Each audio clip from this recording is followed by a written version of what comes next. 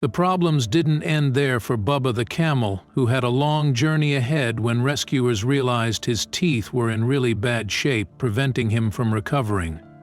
Even though the South Florida Species A Horse Rescue rescues horses, they also rescue in-house livestock, which includes chickens, ducks, pigs, lambs, and now camels. That's why, without hesitation, they took in Bubba. But Bubba's recovery will take a while, and they still need to bring him to a sanctuary where he can roam freely. First things first, they needed to increase his weight. Bubba was so skinny that his 2 humps collapsed because there was no fat. They needed to feed him 60 ounces of food every day.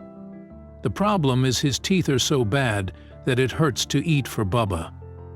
They called in their vet, who immediately worked on fixing his teeth. Species, a board member, Julie, patiently worked with Bubba. She offered him different treats to see which ones he'll like. She'd clean up the barn around him and just go about with life as usual. All this time, though, Bubba was just watching her, curious about her next moves. He became so comfortable at the farm that he let his guard down, and Julie noticed his habits.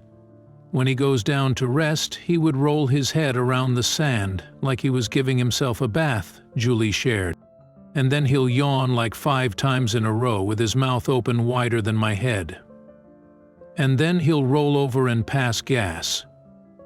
After a few months of living at the SPCA, Bubba made friends with the other residents. He'd share food with them, and he'd also play with them. Julie finally discovered what treats Bubba liked to eat, and they were horse treats.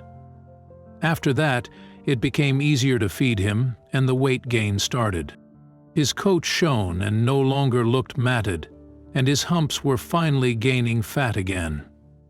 Once he reached his ideal weight of 1,400 alves, they knew he was strong enough to be transferred to his future and last home, the Cleveland Amory Black Beauty Ranch in Texas.